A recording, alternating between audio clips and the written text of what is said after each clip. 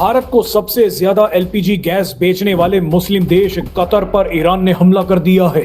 Iran ने Qatar में LPG gas refineries को टारगेट किया, जिसकी वजह से कतर को एलपीजी गैस का प्रोडक्शन रोकना पड़ गया। भारत जो एलपीजी गैस इंपोर्ट करता है उसका करीब 42% हिस्सा कतर से ही आता है। दूसरे नंबर पर भारत संयुक्त अरब अमीरात से एलपीजी गैस इंपोर्ट करता है, लेकिन संयुक्त अरब अमीरात पर भी ईरान के हमले लगातार जारी हैं। आपको बता दें कि भारत के कुल एलपीजी इंपोर्ट्स का 62% हिस्सा कतर और संयुक्त अरब अमीरात से ही आता है, लेकिन इन दोनों देशों से सप्लाई ठप हो गई है।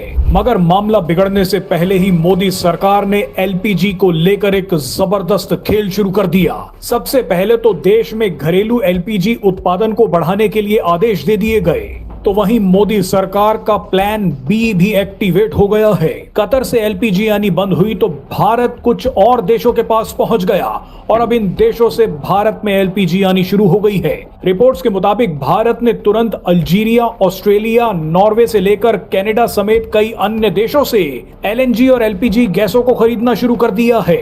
इन देशों से अब एलपीजी गैस की अतिरिक्त खेपें भारत पहुंचने भी लगी हैं। इसी बीच रूस ने भी एक बड़ा ऐलान करते हुए कहा है कि हम भारत को एलएनजी गैस बेचने के लिए तैयार हैं।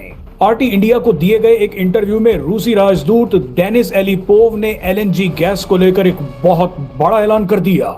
डेनिस एलिपोव ने कहा है कि अगर भारत चाहे तो हम भारत को एलएनजी गैस बेचने के लिए तैयार हैं। मजे की बात देखिए कि कुछ दिन पहले ही रूस के राष्ट्रपति व्लादिमीर पुतिन ने यूरोपीय देशों की अकड़ निकालते हुए कहा था कि अगर यूरोपीय देश रूस पर प्रतिबंध लगाने की सोचेंगे तो हम यूरोपीय देशों की एलएनजी सप्लाई को भी रोक सकते हैं। लेकिन इसी कड़ी में रूस ने अपने पक्के दोस्त भारत को एलएनजी गैस देने की पेशकश कर दी है। आपको बता दें कि ऐसी ही क्राइसिस सिचुएशन से निपटने के लिए मोदी सरकार पिछले कुछ समय से निर्यात डेस्टिनेशंस को बढ़ाने का काम कर रही है और अब मोदी सरकार का यही प्लान सफल होता दिख रहा है। बहरहाल जिस वक्त स्ट्रेट ऑफ हॉर्मूज की वजह से 85 देशों को तेल और डीजल के दाम बढ़ाने पड़ गए हैं, उसी समय भारत अभी भी ग्लोबल प्रेशर के सामने टिका हुआ है। पाकिस्तान, चीन और अमेरिका समेत कई यूरोपीय देशों ने पेट्रोल और डीजल के दामों को बढ़ा दिया है, लेकिन भारत ने अभी तक पेट्रोल और डीजल के दाम नहीं बढ़ाए हैं। इसी बीच भारत को एक बहुत बड़ी कूटनीतिक जीत भी मिल गई है। भारत ने पश्चिम एशिया में भीषण तनाव के बीच स्ट्रेट ऑफ हॉर्मूज का रास्ता सुरक्षित कर लिया है। भारतीय विदेश मंत्री एस जयशंकर ने ईरान के विदेश मंत्री सैयद अब्बास से बात की।